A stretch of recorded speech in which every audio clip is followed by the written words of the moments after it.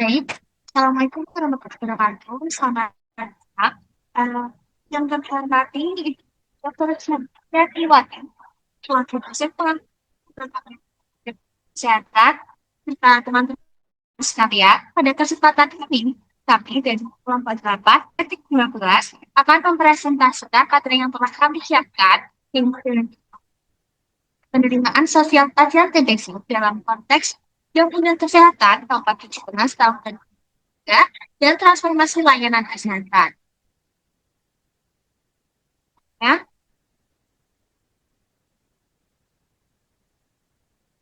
baik, mungkin nama dari belakang. Selanjutnya latar belakang yang akan dijelaskan oleh teman saya, Faiza. Ya, jadi latar belakangnya, tuberkulosis masih menjadi tantangan besar kesehatan masyarakat di Indonesia, yang tercatat sebagai negara dengan kasus TBC terbanyak kedua di dunia. Rendahnya pemahaman masyarakat mengenai cara penularan dan pentingnya menyelesaikan pengobatan turut memperburuk situasi. Selain itu, stigma sosial terhadap pasien TBC kerap menyebabkan isolasi, kesalahpahaman, dan rendahnya dukungan sosial, sehingga berdampak negatif pada kepatuhan berobat dan kualitas hidup penderita. Untuk memperkuat penanganan TBC, pemerintah meratifikasi Undang-Undang Nomor 17 Tahun 2023 tentang Kesehatan yang menekankan pemenuhan akses, peningkatan mutu layanan, serta pemberdayaan masyarakat dalam pencegahan dan promosi kesehatan. Upaya ini diharapkan mampu mengurangi stigma dan meningkatkan penerimaan terhadap pasien TBC demi tercapainya eliminasi TBC secara berkeadilan. Baik, selanjutnya perkenalkan nama saya Arifah. Di sini ada tiga rumusan masalah yang ingin kami angkat. Yang pertama, bagaimana tingkat kesadaran masyarakat terhadap penyakit tuberkulosis di Indonesia. Kemudian yang kedua, bagaimana bentuk penerimaan sosial masyarakat terhadap pasien tuberkulosis di lingkungan sekitar. Dan yang ketiga, bagaimana implementasi UU Nomor 17 Tahun 2023 tentang kesehatan berpengaruh terhadap peningkatan kesadaran dan penerimaan sosial pasien tuberkulosis melalui transformasi pelayanan kesehatan. Baik, selanjutnya saya Alodia Haratunisa. Di sini saya akan menjelaskan tentang tujuan umum kami, yaitu untuk mengetahui dan menganalisis tingkat kesadaran masyarakat terhadap penerimaan sosial pasien TBC dalam kaitannya dengan penerapan Undang-Undang Nomor 17 Tahun 2023 tentang kesehatan serta upaya transformasi pelayanan kesehatan di Indonesia.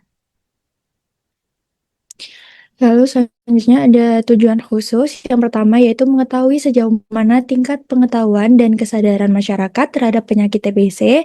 Yang kedua, menganalisis faktor-faktor yang mempengaruhi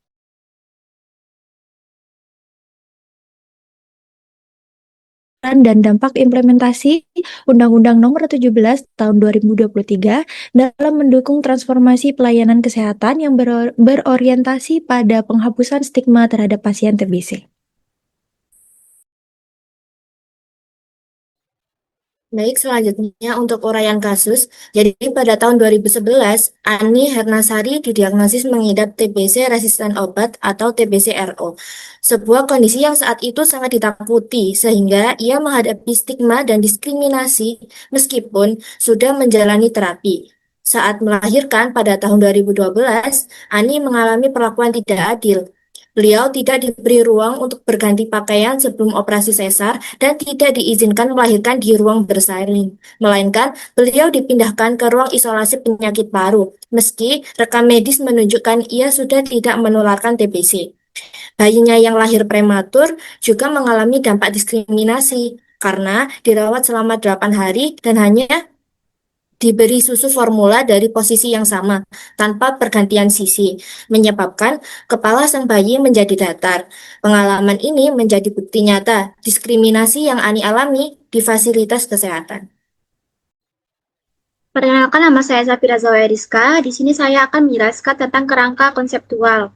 Jadi kerangka konseptual ini tuh menunjukkan adanya diskriminasi dan stigma tenaga kesehatan terhadap pasien TBC-RU. Hal ini terlihat pada kasus Ani Hernasari yang terpaksa melahirkan di ruangan isolasi dan mendapatkan perlakuan yang tidak pantas. Nah, tindakan tersebut melanggar Undang-Undang Kesehatan Nomor 17 Tahun 2023 tentang hak pasien atas pelayanan kesehatan yang layak. Oleh karena itu, diskriminasi ini dapat dicegah dengan penerapan dan kepatuhan terhadap UU Kesehatan tersebut. Perkenalkan, saya Fatra Dareliska. Saya akan menjelaskan tinjauan pustaka yang pertama, itu dari UU Kesehatan nomor 17 tahun 2023. UU Kesehatan nomor 17 tahun 2023 menegaskan prinsip pelayanan kesehatan tanpa diskriminasi, di mana penyelenggara upaya kesehatan dilaksanakan secara bertanggung jawab, aman, bermutu, merata, non-diskriminatif, dan berkeadilan. Bagi pasien TBC, terutama TBC RO yang sering mengalami stigma, UU ini memperkuat perlindungan hukum terhadap perlakuan diskriminatif oleh tenaga kesehatan maupun masyarakat. Undang-undang ini juga mewajibkan fasilitas kesehatan memberikan pelayanan yang adil dan sesuai standar, serta menyediakan mekanisme perlindungan bagi pasien yang rentan mengalami perlakuan tidak manusiawi.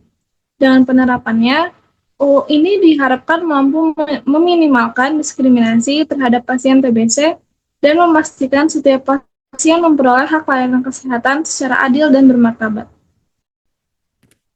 Kemudian, tinjauan pustaka yang kedua yaitu transformasi layanan kesehatan. Transformasi layanan kesehatan bertujuan menghadirkan sistem yang lebih adil, berkualitas, dan berorientasi pada pasien.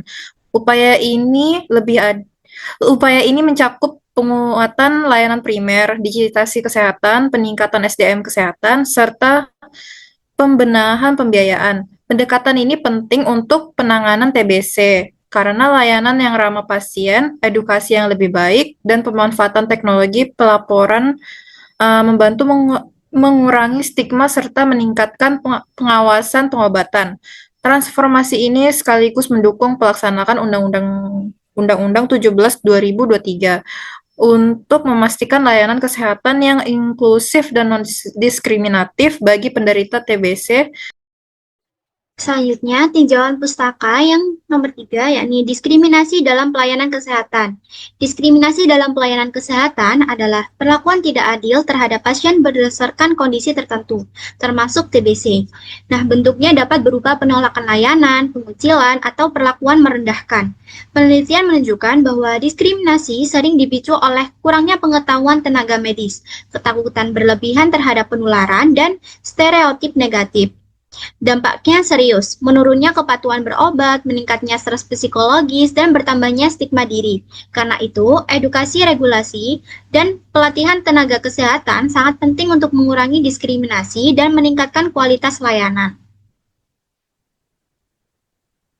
Oke, kemudian yang keempat yaitu tuberkulosis atau TBC.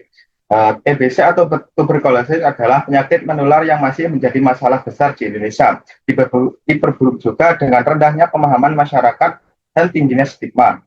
Minimnya pengetahuan tentang gejala, penularan, dan pentingnya tuntas berobat menyebabkan diskriminasi terhadap pasien, baik dari masyarakat maupun dari fasilitas kesehatan. Nah, stigma ini berdampak pada keterlambatan diagnosis dan rendahnya kepatuhan berobat. Karena itu, diperlukan strategi menyeluruh meliputi edukasi, dukungan sosial, layanan kesehatan, dan perlindungan hukum untuk mempercepat eliminasi TBC dan juga meningkatkan kualitas hidup pasien. Pembahasan dari segi perspektif medis. Kasus Ibu Ani ini menunjukkan adanya diskriminasi dari tenaga kesehatan terhadap pasien tuberkulosis yang sebenarnya sudah tidak menularkan penyakit.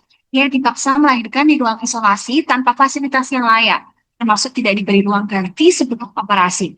Tindakan ini jelas melanggar etika medis, terutama prinsip non-malfeasance, karena menempatkan pasien dan bayinya dalam situasi tidak aman dan berpotensi menimbulkan trauma. Selain itu, prinsip autonomi juga dilanggar karena keputusan medis dilakukan tanpa penjelasan yang jelas dan tanpa persetujuan dari pasien. Secara keseluruhan, melakukan mencederai etika medis dan hak pasien. Dari perspektif penanganan TBC juga berkaitan dengan tindakan hukum, tepatnya Undang-Undang Kesehatan Nomor 17 Tahun 2023, yang mana seharusnya menjamin hak pasien atas pelayanan dan perawatan kesehatan sesuai Pasal 276, serta mewajibkan pelayanan kesehatan yang aman, bermerata, dan non-diskriminatif sesuai dengan Pasal 23 ayat 1. Namun, kasus seperti pasien tuberkulosis yang dipaksa melahirkan di ruang isolasi tanpa persetujuan menunjukkan bahwa ketentuan ini belum bisa diterapkan dengan baik dan efektif. melakukan diskriminatif tersebut mencerminkan lemahnya implementasi regulasi dan kurangnya pengetatan terhadap hak pasien. Dari yang sudah kami bahas, bisa disimpulkan bahwa kesadaran masyarakat tentang TBC masih rendah, sehingga memicu stigma dan diskriminasi termasuk di fasilitas kesehatan. Kasus Ani Hernasari menunjukkan bahwa diskriminasi tetap terjadi meski pasien tidak lagi menularkan. Padahal, Undang-Undang Nomor 17 Tahun 2023 sudah menjamin hak pasien untuk mendapat pelayanan yang adil dan bebas diskriminasi. Namun, implementasinya masih lemah karena kurangnya pemahaman tenaga kesehatan.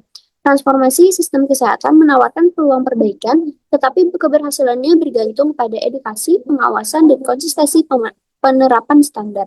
Secara keseluruhan, peningkatan pengetahuan, edukasi berkelanjutan, dan penegakan regulasi menjadi kunci menciptakan lingkungan yang lebih inklusif bagi pasien TBC. Ya, selanjutnya ada saran.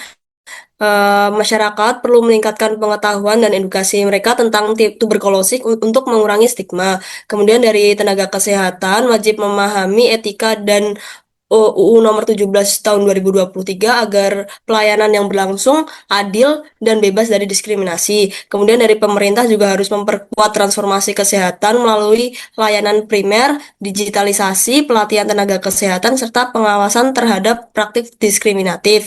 Kemudian dari akademisi juga harus berperan meneliti penyebab stigma dan efektivitas kebijakan. Kolaborasi semua pihak penting untuk mewujudkan layanan kesehatan yang inklusif bagi pasien tuberkulosis. Baik, ini referensi yang kami gunakan untuk presentasi kali ini. Baik, demikian pemaparan presentasi dari kami, kelompok 8 etik 12. Apabila terdapat kekeliruan dalam penyampaian, kami maaf yang seterusnya. Terima kasih atas perhatian dan teman-teman sekalian. Wassalamualaikum warahmatullahi wabarakatuh.